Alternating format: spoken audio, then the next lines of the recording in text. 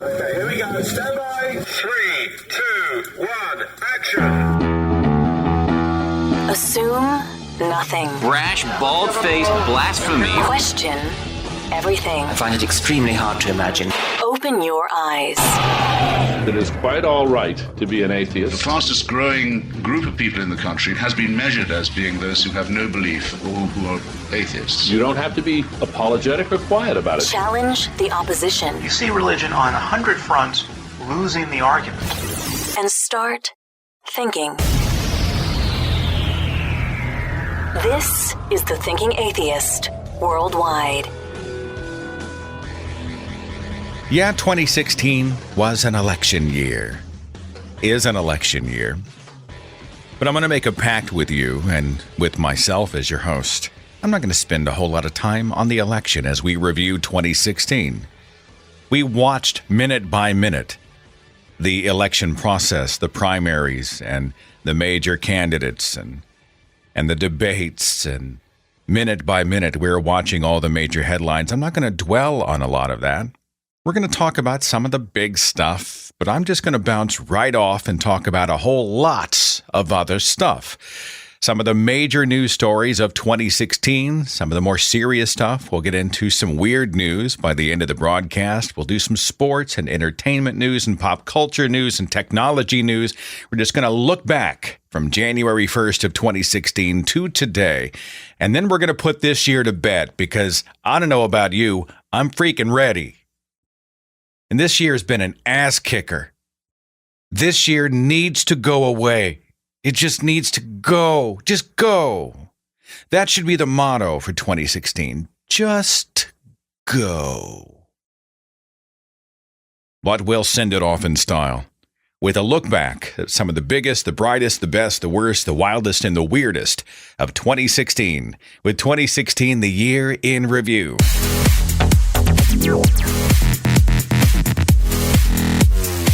We'll start with some kind of science-y news. It was in January of this year that we saw 4 new elements added to the periodic table. It's an odd story to lead with, but we're science-y people. The periodic table, of course, providing the fundamentals for all chemistry. Well, there were some blanks in there that they filled. 4 blanks anyway.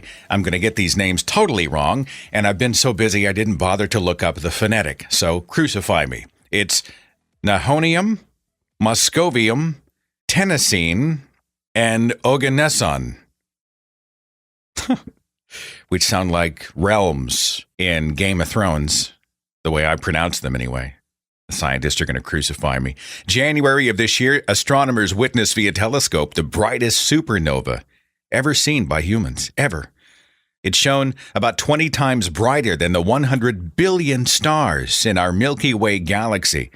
It's shown as bright as 570 million suns. And this discovery, again, tests our limits. The limits of our understanding about stars and the deaths of stars, and it opened up a whole host of new questions for astronomers. It was in January of this year that Wikipedia celebrated its 15th anniversary. Piece of trivia for you, by the way, if you tried to read Wikipedia, just tried to read every word posted on Wikipedia starting today, you would finish in 16 years. And that's if you never stop to eat or sleep or go to the bathroom. 16 years. Massive snowstorm hit us this past January, pounded the eastern United States, Washington, D.C., Delaware, Kentucky, Maryland, New York, Ohio. 42 people died. 42. Some were in car wrecks, some from carbon monoxide poisoning. Several died while they were out shoveling snow. They just had heart attacks and passed out and died right there. The World Health Organization issuing a January warning about the Zika virus. Remember those headlines? Zika was found in 21 countries in the Caribbean, North and South America. The Centers for Disease Control say that the Zika virus is mostly spread via infected mosquitoes. The symptoms include fever, rash, joint pain, headaches, muscle pain. You get red eyes. There's no vaccine for Zika. You just have to pretty much ride it out.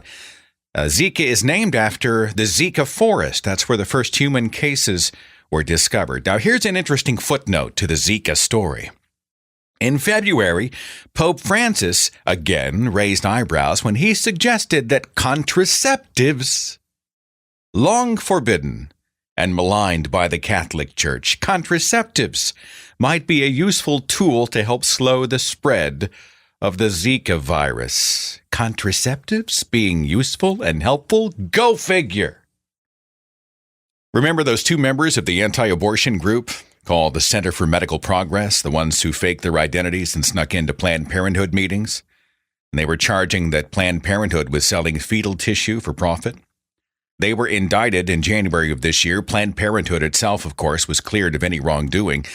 But the incident did fuel and continues to fuel calls for the defunding of Planned Parenthood. There was an article just this month in the Washington Post that addressed fears that a Trump presidency and a Republican Congress might cut more than $500 million in Planned Parenthood funding next year. The abortion battle continues to heat up. The Supreme Court is in play, and Roe v. Wade is again in the crosshairs. It was in January that Microsoft abandoned Windows 8, encouraged everybody to upgrade, download and install and upgrade to Windows 10 because Microsoft no longer offering security patches to prevent hacking on Windows 8. PC Magazine gave Windows 10 a glowing review. So did CNET and PC World and a whole bunch of others. There are critics that are kind of irritated with Windows 10 because 10 killed off some features that they liked, like Windows Media Center. Windows 10 forces the update. Like you can't opt out of updates. Eventually, you are forced to do it. It pushes advertising. It's revealed some software and hardware incompatibility problems, and it tracks you a whole lot more closely than any other version of Windows. And that's a big privacy concern for a whole lot of people. A lot of folks out there say it's worth the upgrade. I have not yet jumped to Windows 10. I'm still using 8.1. I'm just scared. I mean, it's the compatibility problem and a little bit of the privacy problem for me. But, you know, when you're running all this production software, and I'm sure all the drivers and everything have been updated, I know logically I should probably take the leap. But have you upgraded to 10? And what's been your experience? And Mac people, just stop. I know. Look, I'm a Windows user. I'm a PC user. That's my sandbox, okay? Go get a Mac. Doesn't really help me at this moment. All right, I'm looking for upgrade options. Do I take the leap or do I wait? January 30th saw the confirmation that Hillary Clinton's home email server contained closely guarded government secrets, censoring 22 emails ranked highly classified. And of course, Hillary's emails played into the entire year's worth of discussions during her presidential run about her qualifications. Was she careless? Was she corrupt? The FBI cleared her of any criminal wrongdoing after a thorough review of the server and the players involved, but the email issue just stuck to her. It became this year's October surprise when it came up again. And FBI Director James Comey reopened the investigation over these newly discovered emails, most of which provided absolutely nothing new, and the FBI cleared her again. But many people said the October thing may have played into her defeat at the November ballot box. Hillary's poll numbers were declining in October, but that intensified, and they declined at a more rapid rate after the October FBI announcement. Earthquakes this year. What the hell is going on with the earthquakes? January 7th, right here in my home state of Oklahoma, 4.8, which is probably nothing to those who live on the West Coast, but to us it's kind of a big deal. They had another one on November 6th, the 5.0 in Cushing, Oklahoma. That's over 1,000 small quakes logged in 2015. They're still counting them for this year. If you want some reference for that, they had 2 earthquakes recorded in all of 2008.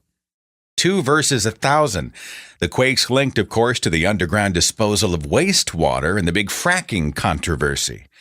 Fracking, if you're not aware, is the process of injecting liquid at high pressure into the earth, and they use that to extract oil or gas. It has apparently helped the U.S. significantly boost our domestic oil production, and it's driven down the gas prices, which is why we're paying, around here, I think it's $1.90 a gallon per gas, but it uses huge amounts of water. There's concern about carcinogens escaping and tainting nearby groundwater, and there's significant concern about all the earthquakes. There's another problem, too. Proponents of sustainable energy say that if the fracking keeps gas and oil cheap, it might distract people and reduce their motivation to seek out more sustainable and environmentally friendly energy solutions out there. In February, North Korea successfully launched a satellite into space, according to its state-run TV news stations. Anyone else terrified by the idea of North Korea and any type of technology involving rockets? Terrifying. Of course, the United States and others immediately condemned the launch as destabilizing and provocative. By the way, destabilizing and provocative is the national motto for North Korea. Some big science news in February. The LIGO Scientific Collaboration Experiment announced the first direct observation of gravitational waves. These confirmed Einstein's theory of relativity. A team of scientists announced they'd heard and recorded the sound of two black holes colliding 1 billion light years away. Now, I didn't understand this any more than you do. I did a broadcast earlier this year with an astrophysicist. His name is Dan Batcheldor. He just released a book called Astronomy Saves the World. And Dan joined me to talk about this and to give a deeper explanation, kind of a civilian-friendly explanation of what the hell's a gravitational wave and how do we measure it and what are the implications. And you can find that. In fact, the broadcast itself is in our archive, Astronomy Saves the World. You can find that at Blog Talk Radio or on the podcast page at thethinkingatheist.com. It's fascinating stuff and a groundbreaking scientific discovery in February of this year. Only 1 month later, astronomers used the Hubble to discover the most remote galaxy ever seen, GNZ11. I say seen, detected. GNZ11 formed just 400 million years after the Big Bang. February saw the U.S.-Cuba deal that restored commercial airline travel to Cuba for the first time in 50 years. Of course, Cuba's longtime president Fidel Castro just died a few weeks ago. He was 90. His brother had taken over the presidency about 8 years ago when Fidel's health declined. His death both mourned and celebrated throughout Cuba, the United States, and around the world. In the last week of February, Australian Cardinal George Pell testified in Rome at public hearings over sexual abuse in the Catholic Church. Now, Pell was called there to give evidence about his time in a Melbourne and Sydney diocese, 2 different locations where he served as a priest. Several of those priests are now in prison for sexual offenses. Now, George Pell is today the 3rd most senior person in the Roman Catholic Church. He famously announced in a 2012 press conference that those who commit acts of child abuse are protected by the Church's seal of confession, with no police involvement due or appropriate. Pell is far from the place of these original accusations. He's residing in Rome, and allegedly he can't return home because he has health concerns. Singer-songwriter Tim Minchin wrote a song about this whole debacle, and it's called Come Home, Cardinal Pell.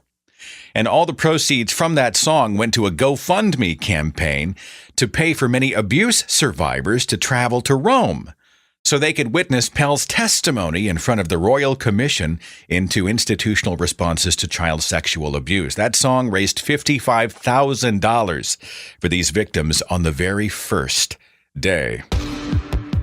March 9th of 2016, we had one total solar eclipse all year. It happened on this day.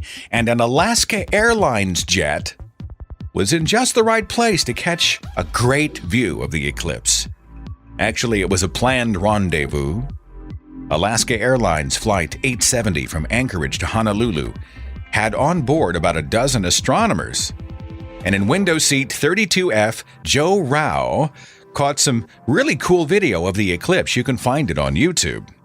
It's interesting. Joe Rao realized that this flight was scheduled 25 minutes too early to get a great view of the eclipse. And so, in advance of the flight, he called Alaska Airlines and he said, "Hey, could you guys bump this flight for about a half an hour so I and the other astronomers and whoever could catch the event?" And Alaska Airlines said, "Cool." And they totally bumped the flight a half an hour just for him and pretty much for everybody on board. The solar eclipse lasted 1 minute 59 seconds. Alaska Airlines again making headlines in April when it announced that it was going to purchase Virgin America for $4 billion. 2016 saw the increasing rise in popularity of the self-driving car. More and more of them out there. March of this year, General Motors acquired Cruise Automation, a 3-year-old software company that's been testing self-driving cars in the streets of San Francisco. San Francisco? Those are the streets that you're testing the driverless cars on? Why San Francisco? It's like a stunt course driving those streets. That's where you're doing your beta testing? It was in March that Pope Francis announced that Mother Teresa would be elevated to sainthood. And that would be made official on the 4th of September of this year. There was a first miracle, it wasn't really a miracle, that had qualified her for beatification years ago, and a second miracle opened the doors for her sainthood. Now, her life and legacy is just rife with problems. She once said famously that suffering was a gift. Suffering's a gift from God, and God takes a kind of pleasure in the suffering of human beings. There were problems with poor management and abuses attached to her missionaries of charity endeavors, and the double standard she lived in her own life. She promoted humility and poverty toward others, and she jet-setted with famous people across the globe like a rock star in her own life. Christopher Hitchens wrote a book about this subject called The Missionary Position, Mother Teresa in Theory and Practice. You can learn a great deal as well through Hemley Gonzalez's work through the organization Stop the Missionaries of Charity. They've got a great Facebook page.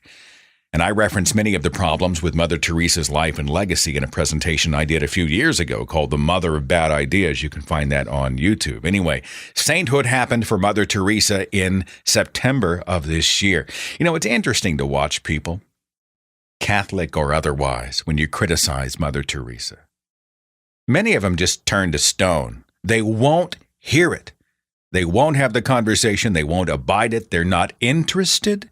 You present facts. You show them photographs from the missionaries of charity location. You talk about the money from all these different sort of corrupt people like Charles Keating of the savings and loan scandal. And they just don't care. You know, for them, Mother Teresa is a kind, saintly, wonderful little grandma who said and accomplished wonderful and beautiful things. And the Catholic Church, of course, has been milking this for decades. Reported on March the 17th of 2016, radar scans of the tomb of Tutankhamun, pharaoh of ancient Egypt, revealed 2 chambers adjoining the tomb itself, raising the prospect that they might have stumbled upon the final resting place of Queen Nefertiti. Now, Nefertiti is perhaps second only to Cleopatra as the famous queen of ancient Egypt. The tomb is one of the most famous burial places in history. March saw the hacker group Anonymous follow through on its threat to hack into and release publicly what it claimed was the personal information of presidential candidate Donald Trump. They just hacked him, released his social, his phone numbers, agent, legal reps, much of the information like his birthday and his family members, his agent and his lawyers, etc., could pretty much already be found easily with a Google search. March 24th of this year, Republican Pat McCrory, governor of North Carolina, signed the Public Facilities Privacy and Security Act. And that act essentially blocks cities from allowing transgender people to use public bathrooms for the sex of which they identify. And it tightened other restrictions which might make discrimination against gay and transgender people easier. And the backlash was immediate. The American Civil Liberties Union issued a public rebuke. The organization Equality NC condemned it. Legendary rocker Bruce Springsteen canceled his concert in North Carolina in protest. Georgia passed House Bill 757 in March, the so-called religious freedom law that declared businesses can deny services like counseling, wedding planning, and adoption support to LGBT people if religious people consider it an affront to their personal religious convictions. Mississippi followed suit in April.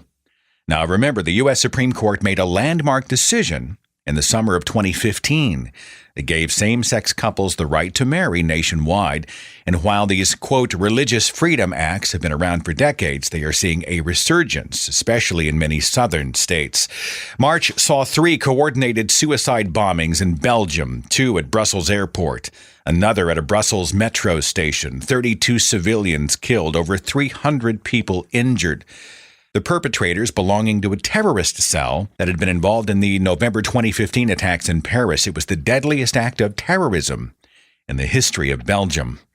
In April, we saw another Bangladeshi blogger killed violently. Nazimuddin Samad, a secular activist in Bangladesh. He was returning from class at his university. On April the 6th, he was attacked and killed with machetes. In 2016, 5 secular writers and a publisher were also killed. An Islamist militant group claimed responsibility for at least some of the killings. April the 7th, the final broadcast of American Idol took place. 15 seasons on the air. The very last show of the series, April the 7th, the 2016 winner was Trent Harmon. Never heard of him. I lasted just a few seasons of American Idol myself. The novelty kind of wore off, and I just didn't stick with it. Was it good? Was it worth it? SpaceX, an American aerospace manufacturer, headquartered in California, founded 14 years ago by the CEO of Tesla Motors and a former PayPal entrepreneur, Elon Musk. Now, SpaceX wants to reduce the cost of space transportation so, all of us can get involved. And they one day want to colonize Mars. Well, on April the 8th of this year, they launched a NASA cargo run to the International Space Station, and they successfully landed its reusable booster rocket on a platform out in the ocean. And there's video of that on YouTube. It's kind of freaky. The booster rocket comes down. It's like watching a reverse video of takeoff. I mean, there's no parachute. It's not like a portion of the rocket disconnects and drifts down and splashes into the ocean. It literally is a rocket that is just reversing itself, and it just lands on this platform in the ocean. Crazy technology. Federal authorities announcing in April of this year that Goldman Sachs had engaged in deceptive practices surrounding the 2008 housing and financial collapse. The charge is this: Goldman Sachs misrepresented the quality of the loans it secured and sold for mortgage-backed securities. Goldman Sachs paying $5 billion to settle. The money will allegedly be used to help some of those who lost everything in the meltdown of 2008. It reminds me of a film I saw called The Big Short. Have you seen it? Christian Bale's in it and Ryan Gosling. And as I understand it, it's an incomplete look at the housing collapse because it didn't really address the federal government's role. The fact that many of the regulations in place helped to facilitate much of the collapse. But it's a fascinating film if you haven't seen it. It's hard to sell that to somebody. Hey, you ought to see The Big Short. Oh, what's it about? It's about the housing collapse of 2008. And they just look at you like, you gotta be shitting me. I'm not going to watch that. I'm not kidding. It's a fantastic movie. May 2016, a weird month and a weird year for lightning strikes. In Bangladesh, more than 50 people killed in a 2-day period in May from lightning. Farmers out working their fields, some people out playing football, others were out just collecting food. Bangladesh is prone to these electrical storms, but it's theorized that deforestation and a rise in temperatures is wreaking havoc on the weather there, and it's making things worse. On May the 16th of this year, the first ever penis transplant in the United States took place. Yeah, I know you got a visual. I know it. It's human nature. We all have a visual. This procedure performed at the Massachusetts General Hospital in Boston. The patient's name is Thomas Manning of Halifax, 64 years old. His penis had been amputated 3 years earlier because of penile cancer, and he is expected to regain normal urination and normal sexual function. The procedure itself took 15 hours. Thomas Manning said he went public with his story because he wanted to sort of destigmatize the procedure and to make it more common and to get people talking. And that he certainly has done. It was May of this year that the U.S. passed legislation allowing 9/11 victims to file lawsuits for damages against Saudi Arabia for the role that it played in the September 11th attacks of 2001. Saudi Arabia protested and threatened to liquidate billions of dollars worth of American assets if the bill became law. It was vetoed by President Obama in September. Obama said the bill was misguided and it might possibly open up American government personnel and service members to lawsuits overseas. Mark Zuckerberg, the CEO of Facebook, met with a number of U.S. conservative leaders in May of this year over charges that Facebook is politically biased and that Facebook suppresses certain political content, perhaps slanting things in favor of one candidate or view over another. Zuckerberg said, no, there's no such conspiracy. However, Facebook has been working with fact-checking groups to help with this challenge of fake news, which we've been talking a lot about this year. Fake news, hoax news stories presented as legitimate, often written in such a way and on websites so polished many people share them without realizing there's a problem. They see a headline and they automatically just click share and they don't bother to check it. Facebook's going to let users report potential hoaxes and use a tag message alert system, which can label a story as disputed by third-party fact-checkers. So you may occasionally see a story pop up, and there's an asterisk on it, and it says, hey, this has been disputed by someone. You might want to double-check it. Perhaps it will be helpful. Fake news, a flashpoint in the 2016 election year. Many people out there saying that fake news stories fueled the wins and the losses of presidential candidates and other candidates in lesser elections. Perhaps the most famous recent example of the problem of fake news is the story of 28-year-old Edgar Welch. He found a bogus internet story, totally bogus. He found it online, a story about a Washington, D.C. pizza restaurant that was housing a child sex ring for Washington elites. Welch walked into that restaurant on the 4th of December of this year carrying an assault rifle. He had just texted 2 days before he was going to sacrifice the lives of a few for the lives of many. He walked into the restaurant. He fired his rifle a few times. Nobody killed or wounded. And when he found no evidence of hidden rooms or child sex trafficking, he just surrendered. He'd apparently been obsessed by another fake news story on the internet, Pizzagate. That falsely linked Hillary Clinton to a child sex trafficking ring. Filtering the real news from the fake news remains a challenge for many as the new year approaches. Factcheck.org reminds everybody, check your sources. Read beyond the headline, verify the author. Check the links that are cited. Take a look at the date of the story. Be aware of your own biases as you read the story. Check with experts and have your satire radar activated. You know, it's interesting to watch bias play into it. We're all guilty of this. It's human nature. You see something that hits your outrage nerve and aligns with your positions, and it's something you feel passionately about, and you just want to share it with everybody. Raise the alarm. Wave the red flag, you know. We're often too quick to fall for this kind of thing, so keep your eyes and ears open out there as we separate the real from the fake. Do you like jewelry? Diamonds. Oh, you probably can't afford this diamond. The Oppenheimer Blue, a huge, rare diamond sold at auction on May the 19th of this year. It sold for over $57 million. Who buys this stuff? I mean, at some point, doesn't your social conscience kick in? Like, there's starving children in the world. Somebody drops $57 million on a little rock. I just don't get it. May saw the discovery of a new species of horned dinosaur. Macharoceratops cronusi is thought to have lived about 77 million years ago. Its fossils, its bones were discovered in Utah. We talk a lot about different Bible translations. It was in the late spring of this year that the Bible emoji released.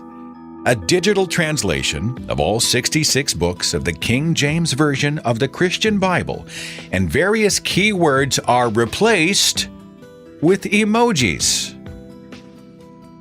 June saw a new right-to-die law implemented in California. the End of Life Option Act. It made California the fifth state in the United States to create a legal process for patients to get help in dying. California residents may now legally take medicine that ends their own lives. Interestingly, some terminally ill patients in other right-to-die areas are just satisfied to have the option. Like, they get the pills, but they don't actually take them. They just want them there in case they come to that decision. Oregon has had a similar program for 10 years. But last year, 40% of the people who actually picked up these lethal prescriptions chose not to use them. They just wanted the option. Of course, patients must be deemed mentally competent to get them, and they must have a prognosis of 6 months to live or less. Gawker Media filed for bankruptcy in June of this year after losing a big lawsuit filed by famed wrestler Hulk Hogan over a sex tape and invasion of privacy.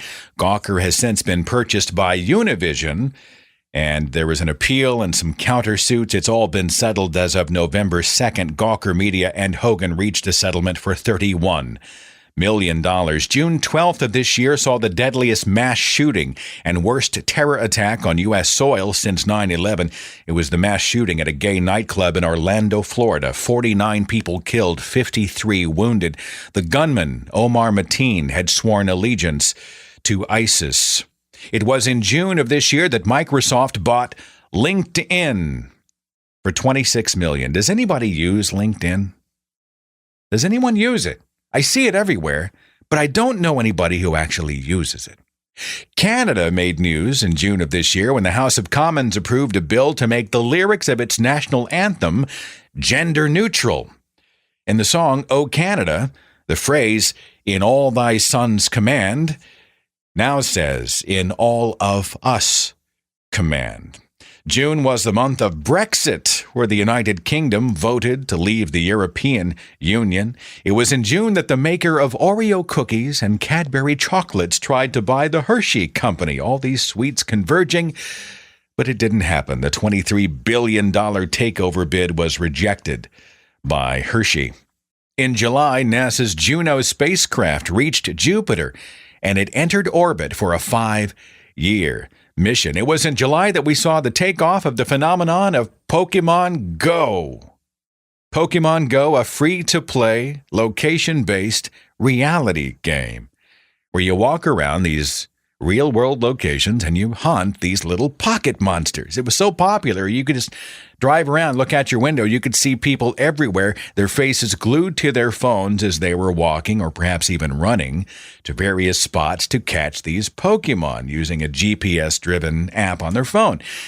The initial popularity, crazy. It was insane. But after that, Pokemon Go has seriously waned. After the July kickoff, it lost over a third of its daily users by the middle of August. By mid-September, daily revenues from Pokemon Go had plunged from 16 million a day to 2 million per day. Downloads went down from 27 million a day to about 700,000. Don't feel too sorry for Pokemon Go. It's still a significant revenue generator, but the fad appears to be over. The 7th of July of 2016, 11 police officers shot in Dallas, Texas, 5 of them fatally during a protest against 2 black men killed within a day of each other. Police killed the shooter with this bomb-diffusing robot. That became a big source of controversy. It was a few days later, July the 17th, 3 Baton Rouge police officers would be killed, others wounded by another gunman. July the 12th, Bernie Sanders made it official that he was endorsing his former rival, Hillary Clinton, for president, and he suspended his own bid for the office. July 14th, a truck plowed into a crowd at the Bastille Day celebration in Nice, France. 86 people killed. The perpetrator, described by police as a mentally unstable man with alleged ties to Islamist radicals. In July, Fox News CEO Roger Ailes stepped down after a series of sexual harassment charges filed against him by former Fox and Friends host Gretchen Carlson. July saw the kickoff of EVO 2016, the largest video game fighting tournament in the world, over 15,000 players on games like Street Fighter V and Super Smash Bros. For Wii and Mortal Kombat X. Is it Mortal Kombat X or 10? I think it's X, and others. And speaking of video games, on the 8th of August of this year, the Royal Melbourne Institute of Technology released the results of a study. And that study correlated online video gaming with higher test scores in school, specifically in the subjects of math and science and reading. Conversely, high social media use actually saw a negative impact in those very same subjects. Coming up in just a second, our look at 2016, the year in review continues. We're going to talk about the hugely popular and hugely controversial Netflix miniseries, Making a Murderer, chronicling the story of Stephen Avery and Brendan Dassey. Were they wrongly convicted? Was it a big setup? What the hell's going on here? We're going to talk a little bit about that. We've got some iPhone news. We've got some Yahoo hacking news. We've got some basics on the election. We've got some Star Wars on the horizon, celebrity deaths, entertainment news, and some of the weirdest stuff that happened across the planet in 2016. Our 2016 year in review continues after this. Hang on.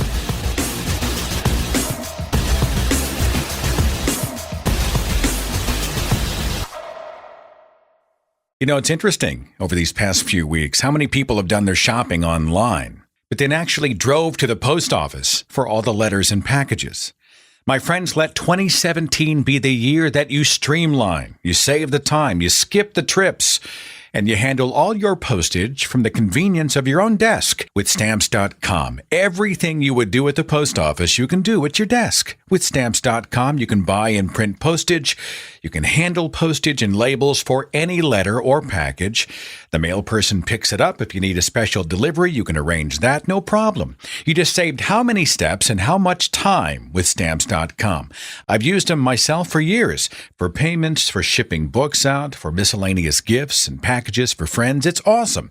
Right now, you can get a 4-week trial and a $110 bonus offer, including postage and a digital scale when you sign up with my promo code Seth Andrews. So don't wait. Go to Stamps.com. Before you do anything else, click on the microphone at the top of the homepage and type in Seth Andrews. That's Stamps.com. Enter Seth Andrews.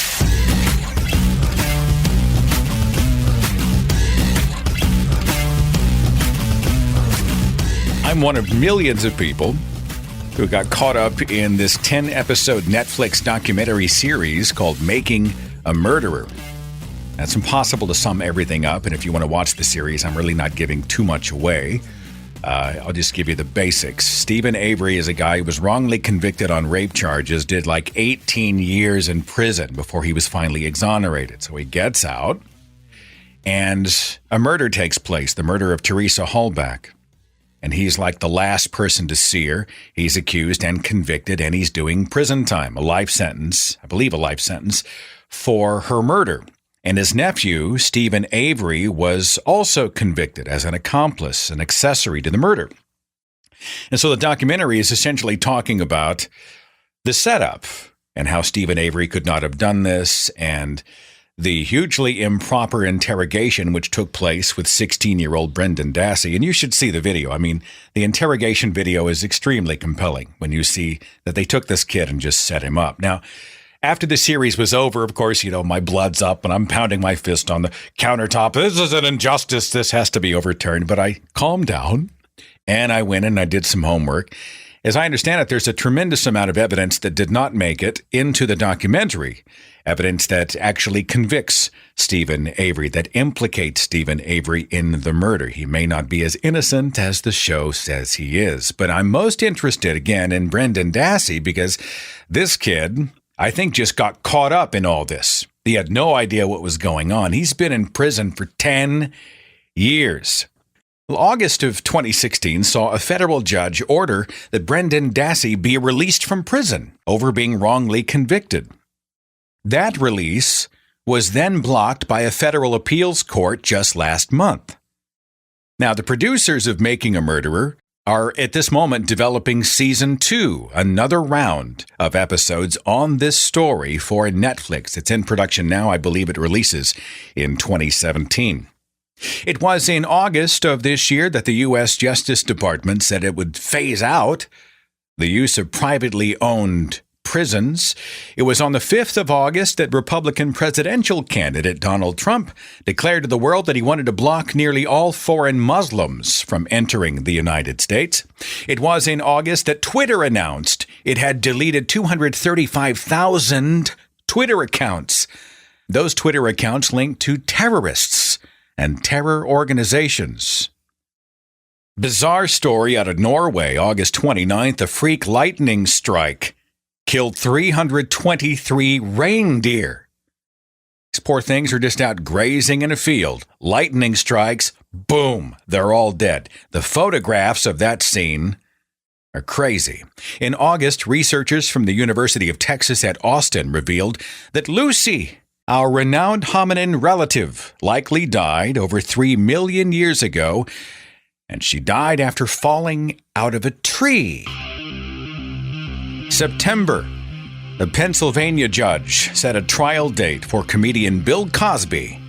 Cosby accused of sexually assaulting a woman at his suburban Philadelphia home in 2004. To date, Cosby's been accused of sexual assault by over 60 women, spanning from 1964 to 2008 across the U.S. and Canada. Bill Cosby maintaining his innocence. September 7th, Apple announced the release of the iPhone 7. It has no headphone jack.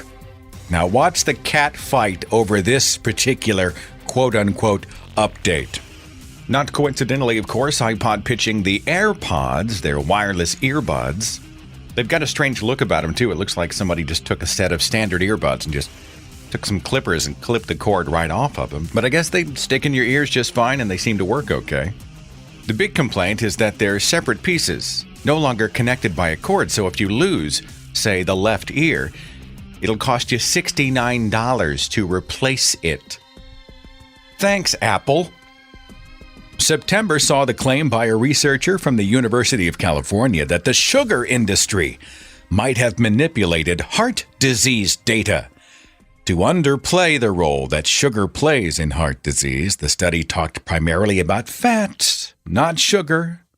It omitted sugary foods from much of the discussion, according to those claims.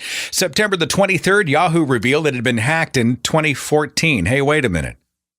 We just found out in September it was hacked in 2014. 500 million accounts potentially compromised. Oh, it gets better. Yahoo just came forward with info about a 2013 hack involving 1 billion accounts. Now, there are 1 billion Yahoo users? With 7 billion people on Earth, 1/7 have Yahoo accounts? It just doesn't sound right. The hack, the most recent hack discovered anyway, involving names, phone numbers, encrypted passwords, unencrypted security questions. Yahoo has issued instructions to immediately reset all your passwords. Critics say Yahoo has been way too slow in adopting aggressive security protocols to help prevent this kind of thing. Now, remember, the 1 billion person hack happened 3 years ago, back in 2013. Yahoo is on the block to be sold to Verizon, and Verizon might use this hacking debacle as a reason to renegotiate their deal and potentially the asking price. So keep your eye on that.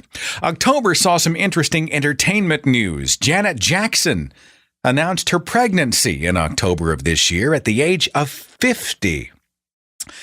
Musical legend Bob Dylan won the Nobel Prize in Literature, specifically for, quote, having created new poetic expressions within the great American song tradition. In October, The Simpsons aired its 600th episode.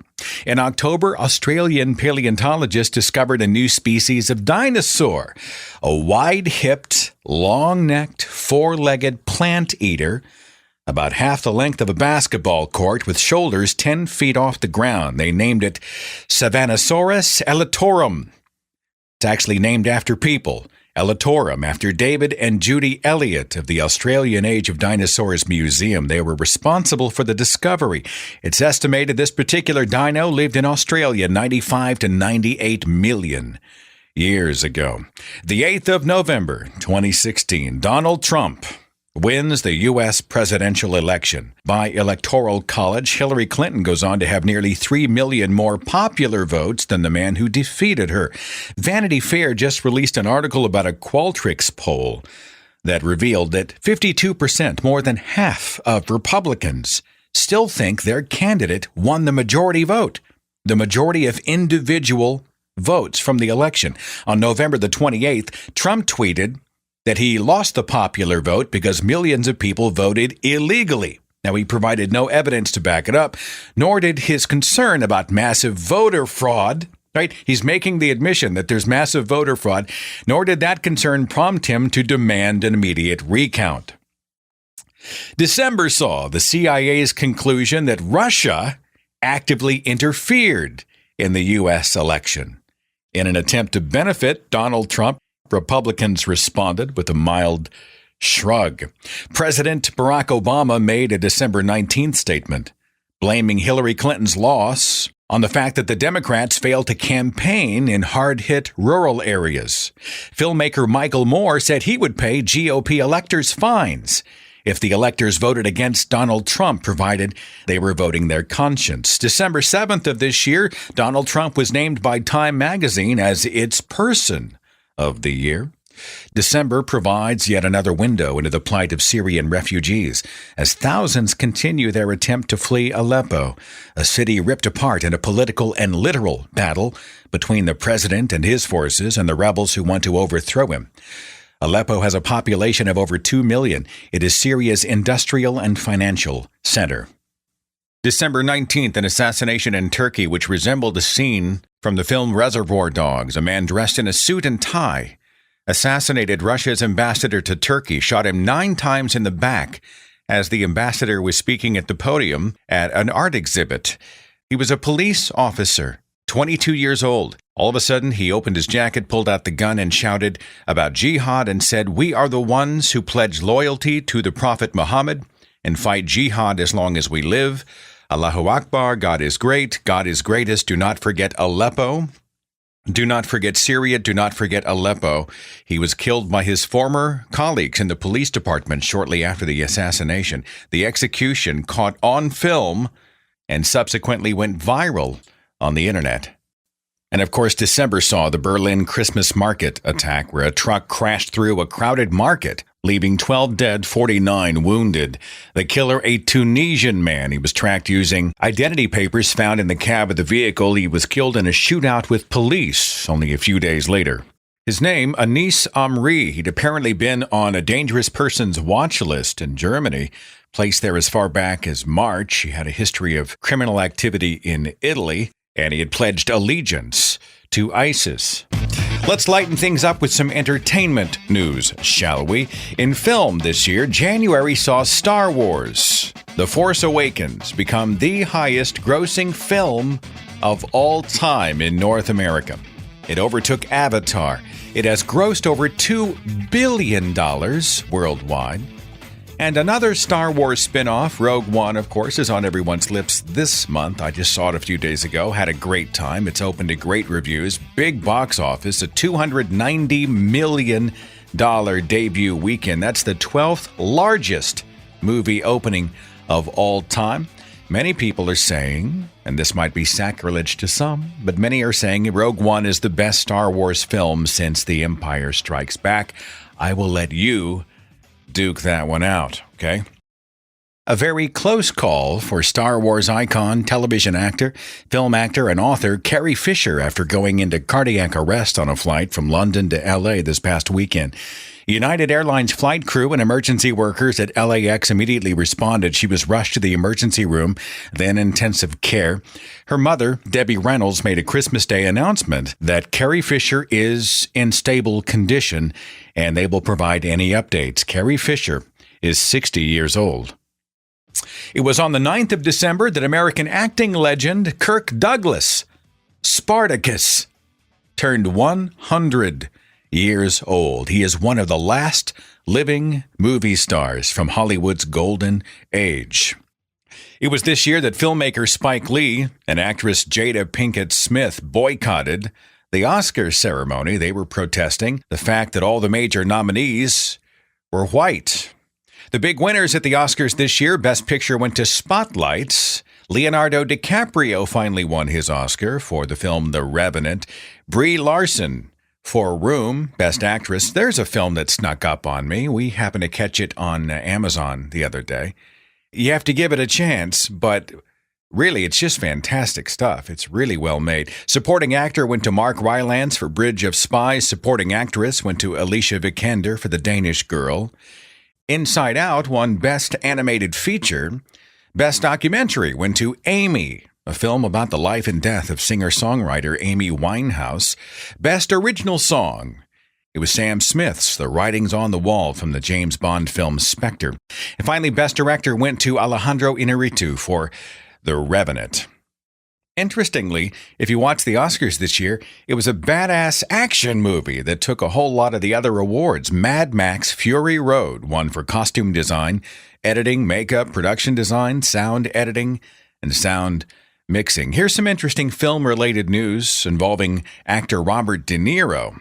Now, Robert De Niro co-founded the Tribeca Film Festival in New York, which originally had on its lineup for this year a film called Vaxxed, From Cover-Up to Catastrophe. It's an anti-vax film.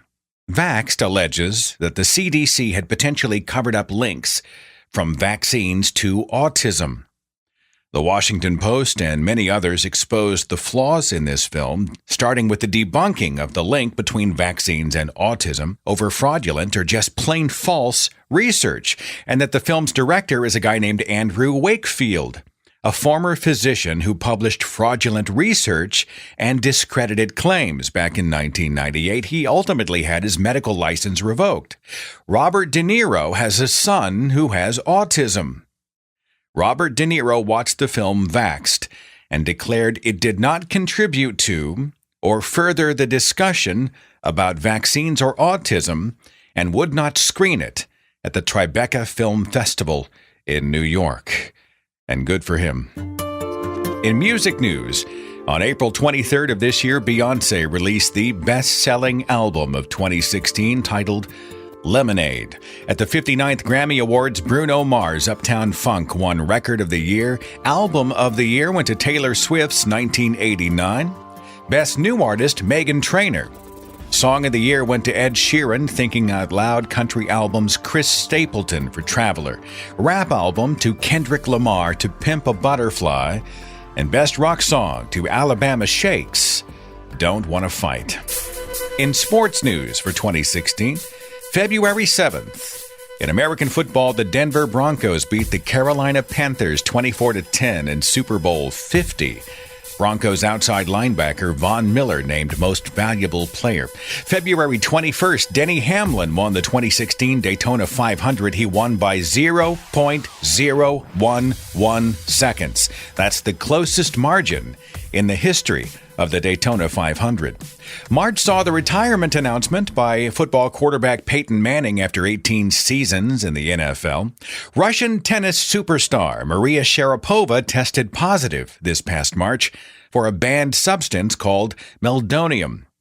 She tested positive at the 2016 Australian Open. Maria said she'd taken the drug for 10 years previously because she had health issues, and she missed the addition of meldonium to the league's banned substances list. It was added on the first day of this year. She said she just didn't notice it. Many of her fellow tennis pros demonstrated a lack of sympathy for Maria. John McEnroe and others said they found it hard to believe this was just an honest mistake. Serena Williams encouraged tennis officials not to give Maria any special treatment. Roger Federer encouraged the Tennis Federation to do more drug screenings. Sharapova even lost her contract with Nike over this thing. Now, meldonium is a medication that increases blood flow. It's usually given to people who have angina or heart failure. The increase in blood flow, of course, makes this an attractive drug for athletes. Her punishment was a 2-year suspension from professional tennis that was reduced on October 4th of this year from 2 years to 15 months. Expect to see Maria Sharapova back on the courts in 2017. The Russian Olympic Committee appealed the ban of its track and field team from participating in the Rio Summer Olympics this year over doping charges. The Olympic Committee was going to ban the Russian track and field team outright. Ultimately, 271 of its 389 were deemed eligible to participate. The Olympics themselves saw the USA winning 121 total medals this year, 46 gold, 70 medals to China, 67 to Great Britain. A few interesting Olympic anecdotes. In judo, Israel's Or Sasson defeated Islam El-Shahabi of Egypt in judo. The Egyptian athlete then refused to shake the Israeli opponent's hand after the match. Well, that turned the crowd on him. They started booing. He got a rebuke from the International Olympic Committee, and he earned himself a quick flight back to Cairo.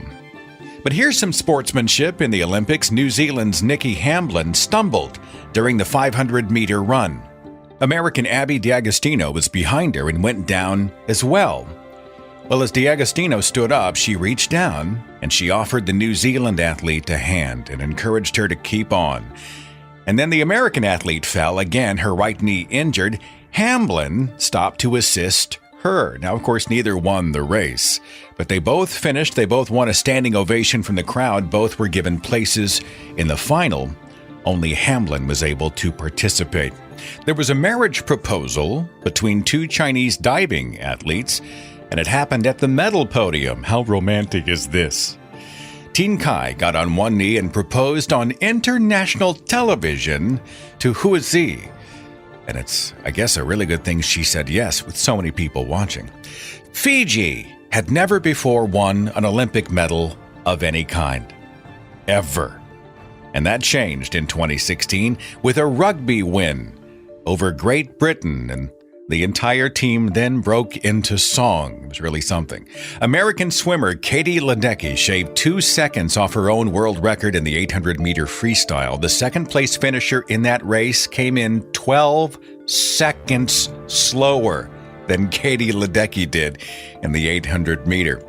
Jamaican sprinter Usain Bolt and swimming legend Michael Phelps capped their Olympic careers with records and adulation. Of course, this was the year everybody was talking about American swimmer Ryan Lochte and his buddies. They got caught up in a big controversy over this made-up robbery story at a Rio gas station. Well, that debacle ended up with a police investigation and a series of apologies, some very red faces, and finally a surreal moment during the Olympic closing ceremony. Japanese Prime Minister Shinzo Abe dressed up as Super Mario. The 2020 Olympics, of course, will be held in Tokyo. It was in 2016, on April 13th, that basketball legend Kobe Bryant played his final game in the NBA. He set a new points record in that game, 60 points against the Utah Jazz. November 3rd saw the Chicago Cubs win the World Series. It's their first time at the series since 1945. It is their first win since 1908. We're going to cap the broadcast with some of the weirdest stories, just randomly pick some bizarre news from 2016. But first, we'll remember those we lost in the year 2016. This year kicked off, of course, with the news of the death of singer Natalie Cole, the daughter of music legend Nat King Cole. She actually passed away New Year's Eve of last year. It was reported on January 1st. Congestive heart failure. Natalie Cole was 65. January 10th, David Bowie left us, diagnosed 18 months earlier, liver cancer. A statement on his social media pages said David Bowie died peacefully, surrounded by his family. His album Black Star had released just 2 days before he passed away in New York. His very first hit was the song Space Oddity back in 1969, a song Bowie said was inspired after he had seen Stanley Kubrick's film 2001. David Bowie co-wrote Fame with Carlos Alomar and John Lennon, which became his first American number one in the USA back in 1975. He developed the sci-fi character and persona Ziggy Stardust. And David Bowie seemed to change personas every few years. He was always reinventing himself. Inducted into the Rock and Roll Hall of Fame in 1996, he sold over 140 million albums in his lifetime. He acted in feature films like 1986's Labyrinth, The Last Temptation of Christ, The Prestige, and even voiced a SpongeBob episode back in 2007. David Bowie dead of liver cancer at 69. On January 14th, we lost actor Alan Rickman. Hans Gruber from Die Hard, Professor Snape from the Harry Potter films. Loved Alan Rickman in Galaxy Quest. He was also in a terrific film, a 2015 movie with Helen Mirren called Eye in the Sky, which I think just released for rent. Alan Rickman suffered a minor stroke in August of 2015. This led to a diagnosis of pancreatic cancer. He died on the 4th of January of this year. Some of his fans created a memorial to him underneath the platform 9 3/4 sign at London King's Cross Railway Station. Alan Rickman was 69. January 18th, we lost Eagles co-founder Glenn Frey, the man who co-wrote Best of My Love, Lion Eyes, One of Those Nights, and Hotel California. Lead vocalist for Take It Easy and Tequila Sunrise. He died at 67 of complications from rheumatoid arthritis, acute ulcerative colitis, and pneumonia.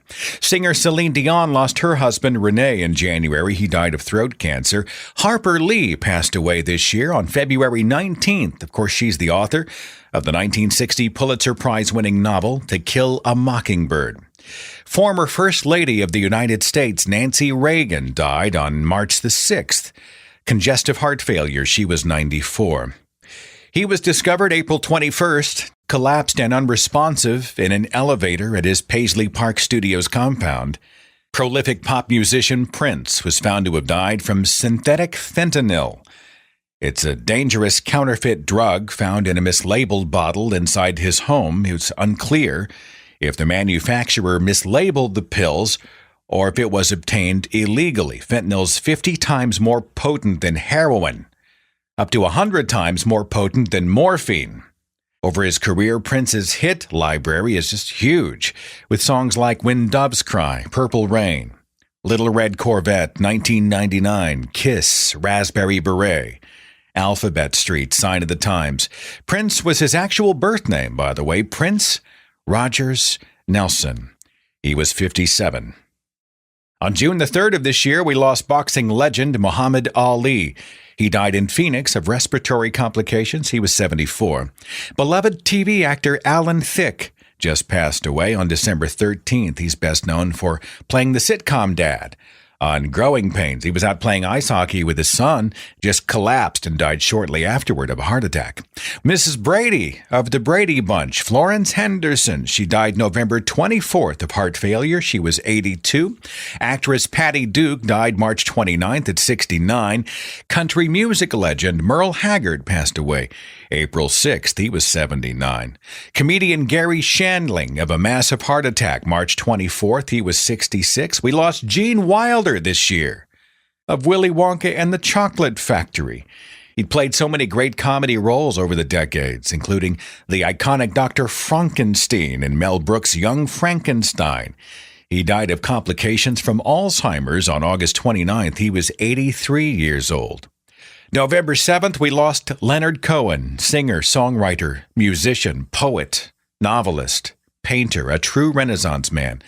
Leonard Cohen, gone at the age of 82. Actor Abe Vigoda of Barney Miller died January 26th of this year at 94. We lost Doris Roberts of Everybody Loves Raymond and a decades-long career. 90 years old, passed away in her sleep. Frank Sinatra Jr. in March at 72. Pat Conroy, author of The Prince of Tides and The Great Santini. He passed away on March the 4th. Keith Emerson, co-founder of Emerson, Lake and Palmer. He died March the 10th at 71. Former U.S. Attorney General Janet Reno died of Parkinson's on November the 7th.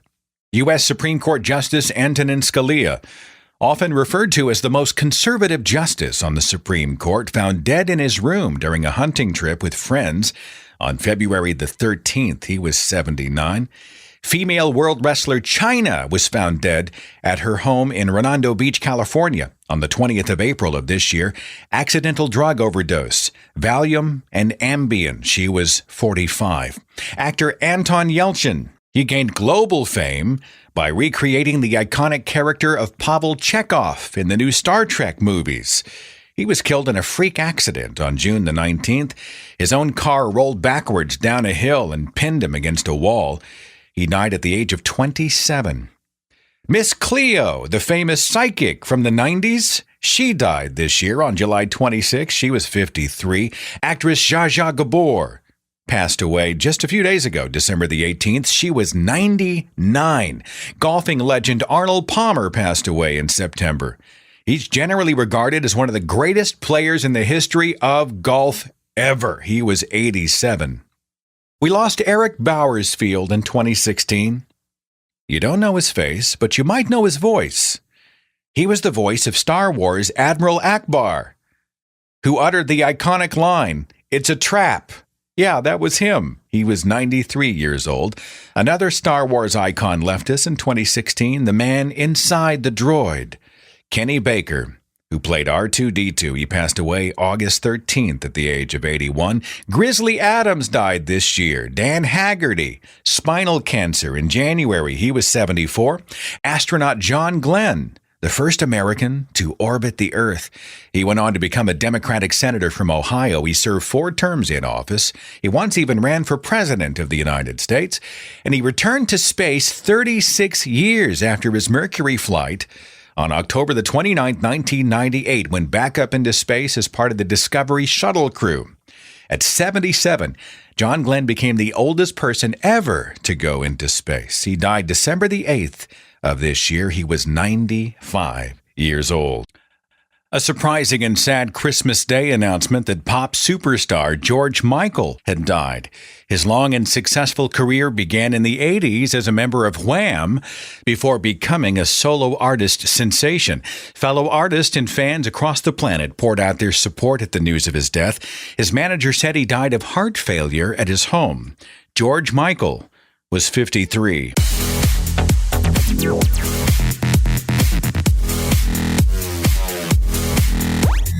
Don't forget, my supporters on Patreon get a completely commercial-free version of this broadcast, and they get a bonus show at the end of every month starting in January. And if you want to become a patron, you can log on to patreon.com/Seth Andrews, and thanks for your support. Also want to say thanks out to Rhonda Dorrell. Rhonda Dorrell has joined the Thinking Atheist team. Thanks to you and your support and the support of my sponsors, I've been able to bring her on, and she's done a tremendous amount of work to help to prepare our 2016 Year in Review broadcast. Did a lot of great research to help me out, and huge thanks out to Rhonda for that. Technology news for 2016. You know, when it comes to the environment, we always seem to be talking about the problem of plastics. Among the most difficult plastic to decompose is polyethylene. It's used for plastic containers, water bottles, etc. It's what Walter White used to dissolve human bodies in Breaking Bad. Tens of millions of metric tons of this stuff ends up in landfills. It's a real problem. However, there are 2 researchers in Japan. They've apparently identified a bacterium that eats polyethylene. It just eats it like a little snack and breaks it right down. Testing on this is underway. Scientists at the University of Cambridge published an article for the National Academy of Sciences claiming they figured out how to build a motor that's 1 million times smaller than the body of an ant. Something about binding gold particles in a certain way and then causing those particles to snap apart creates a motor. Whatever. Not only are the machines taking over, they are becoming impossible to see with the naked eye. More proof that the machines are taking over. MIT just posted an article saying within 3 to 5 years, robots will be able to share knowledge and teach each other basic information and how to do basic tasks. Artificial intelligence continues its march forward. Google Home and Amazon's Echo are virtual assistants. You've probably seen the commercials on television. These things are supposed to help us with basic information just by asking. Now, the reviews of these virtual assistants are not great. Many of them are failing at obvious tasks, like giving map directions or ordering takeout food. Samsung took some heat in 2016, literally, over the Samsung Galaxy Note 7 smartphone overheating in many instances, over 100 of them spontaneously bursting into flames after a battery problem. 1 million phones recalled by Samsung. Speaking of cell phones, eyes are already on the next generation of cell phone networks, 5G. And when that becomes standard, it will apparently be 100 times faster than today's 4G networks. This was the year of the Snapchat filter. If you haven't seen Snapchat, it's hard for me to describe it. Just download it or look it up. But using Snapchat filters, you can take video of your face and transform yourself into a host of various characters in real time. Snapchat had a banner year. Vine, on the other hand, was not so fortunate. Vine is another app once hugely popular. It announced in October it was going to shut down for good. Vine is populated, or was populated, with 6-second user-uploaded videos. It was the year of live streaming video, Twitter's Periscope and Facebook Live increasingly popular. Periscope reported the equivalent of 110 years worth of live video consumed every day on its mobile apps. Facebook Live videos reportedly viewed 8 billion times a day. This was the year that the FBI publicly sued Apple, wanting to hack an iPhone that was used by a former terrorist. And they said, Apple, you need to give us the secret to your technology so we can do so. And Apple essentially said, hell no, and piss off, saying that facilitating the hack would betray digital privacy assurances they'd made to their customers. The FBI eventually backed down and then hacked the phone on its own. How's this for technology? If you're a skier, but you worry about safety, well, you can pick up the Smart Ski airbag vest. When you fall, the vest inflates to protect your hips, your back, and internal organs.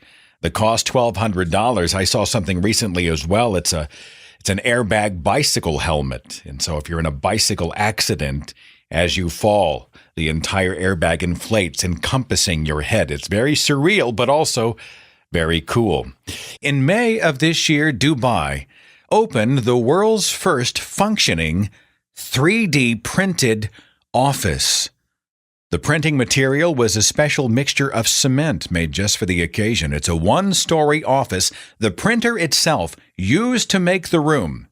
The printer itself was 20 feet by 120 feet by 40 feet. The printing took 17 days, and the cost was about $140,000 US. You know, they keep saying virtual reality is coming. More accurately, virtual reality is creeping. It's moving forward, but it's doing so very slowly. Expect to see many more of these virtual reality headsets in the months and years ahead. PlayStation 4, of course, unveiling a virtual reality platform for the PS4. Finally, imagine a television that you could roll up like a newspaper. Well, this year, LG debuted its OLED rollable television. It is wild technology. It reminds me of the newspapers in the Harry Potter films, you know, where they have these flat pieces of paper and they're moving images on them.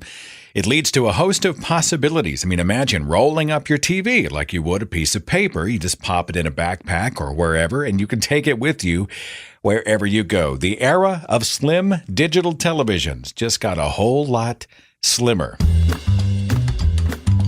And finally, the weirdest news. Well, a taste of some of the weirdest news of 2016. Of course, this was the year of creepy clown sightings. The phenomenon was even given a name, clowning, where scary clowns just stare and stalk and generally creep people out in public. It's become such an epidemic. The website Atlas Obscura has launched an interactive national map to help you track creepy clown sightings across the USA. Many of the reports turning out to be bogus, by the way. Snopes has published several articles debunking evil clown reports that were spawned, many of them spawned by fake news sites. One bogus story out there that was shared I don't know how many times involved the murder of 18 people inside a haunted house by a clown. Of course, that never happened. February. Some advice for the guy who allegedly stole $75 out of a vendor booth at the Funway Amusement Arcade just west of Chicago. The next time, you might consider wearing a mask, especially considering that you were robbing a photo booth. Police did not require a sketch artist to find him.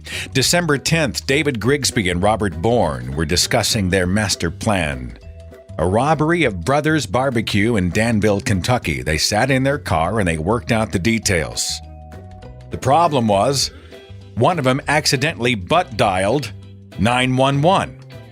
The emergency function on their phone connected to a 911 dispatcher who was just listening in to the entire conversation and then contacted the Danville police chief, Tony Gray, who, and I am not kidding, who happened to be eating inside the restaurant at Brothers Barbecue. He was right inside the door of the place they were about to rob. The men promptly arrested. They'd had a lot to drink. Both of them charged with disorderly conduct and public intoxication. Here's another thwarted robbery. A carjacking that was attempted in July in Shreveport, Louisiana at the Oasis Car Wash. The would-be carjackers learned a valuable lesson that day, courtesy of the car's owner, Michael Davis. And the lesson is, don't try to carjack somebody who is brandishing a high-pressure wand. Both men were sent fleeing. They walked away with nothing. A Canadian police department has a weird preventative against drunk driving. The Kensington Police Service says if you're caught driving drunk and they put you in the back of one of their squad cars as you drive to the station, you will be forced to listen to Nickelback.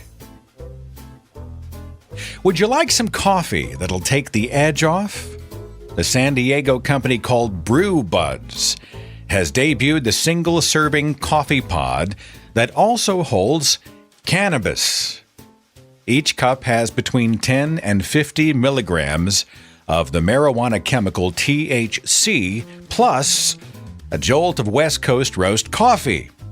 And the pods aren't really all that cheap. They're $7 a pod, but they do fit Keurig coffee brewers. You can expect them first in Nevada and Colorado over the next few months, and then Washington, Oregon, and California to follow.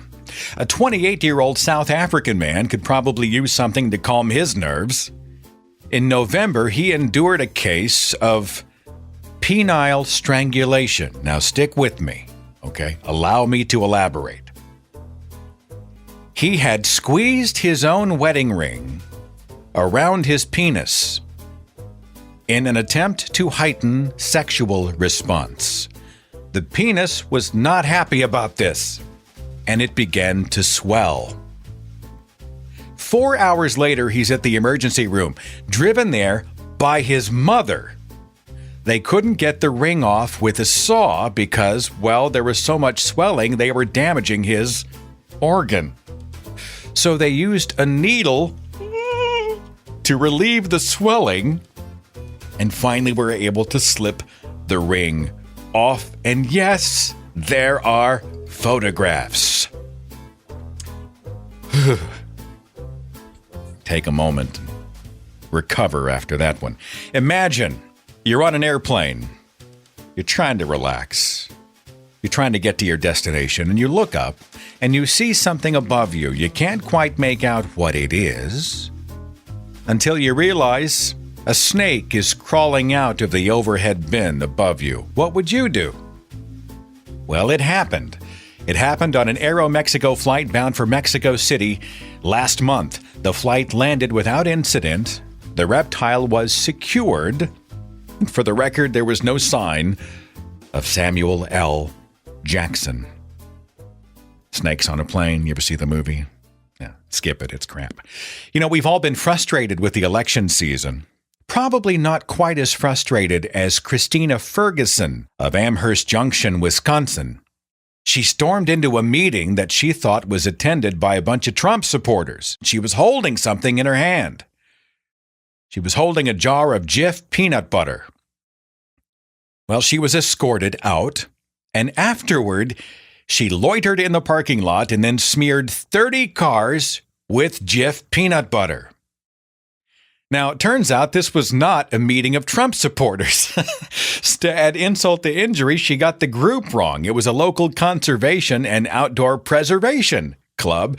She was picked up by the cops and charged with disorderly conduct.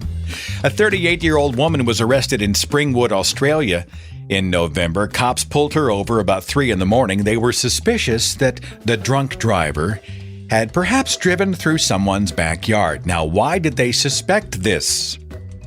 Because the woman had a children's swing set wedged around her SUV. She'd apparently just driven through the thing and it wedged onto her car, and she'd been driving around town with her SUV wearing the swing set like a hat. A Canadian man was caught smuggling in February of this year. He was trying to bring a controlled substance from the United States across the border. No, it wasn't drugs. It was turtles. 38 turtles in plastic bags taped to his legs. Imagine the look on the faces of firefighters in Knoxville, Tennessee this past summer when they were called to a woman's home to control a runaway fire. The fire was in her bathtub. Apparently, the woman had been attempting to barbecue a brisket in her tub. The firefighters called. Apparently, they were able to leave the hoses on the truck. They just turned on the shower. January of this year, Donald Pugh of Ohio had been arrested for drunk driving. He failed to appear in court, and he's a suspect in a couple of other crimes. So there's a warrant, several warrants out for his arrest. Well, wherever he is, he apparently hated how his mugshot looked on the police department website. So Donald took a selfie with his cell phone and mailed it to the cops. The police have issued a statement that said this: "We thank him for being helpful, but now we would appreciate it if he would come speak to us at the LPD about his charges." In October of this year, Indonesia police arrested a guy suspected of hacking into a popular electronic billboard by a very busy street in Jakarta. He replaced the advertising on the billboard with porn. And finally, November 29th, 2016 saw the birthday of what is thought to be the planet's oldest person. Emma Morano of Italy swears by her diet as one of the explanations for her longevity, a diet that includes 2 raw eggs every single day. She was born in 1899. She was born 4 years before the Wright brothers flew. Her life has spanned 3 centuries and 2 world wars. And she marked the occasion in November of 2016 with a great big white birthday cake. Emma Morano is 117 years old. And that's just a small taste of some of the weirdest stuff from 2016. Thank you so much for listening to our Year in Review broadcast. Have a wonderful, safe, and happy New Year. And I'll see you back here next Tuesday as we kick off 2017 together. Take care. I'll see you soon.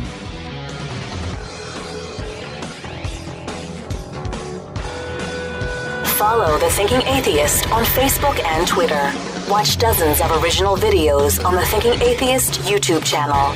And visit our website for resources, links, contact information, the editor's blog, and more. thethinkingatheist.com.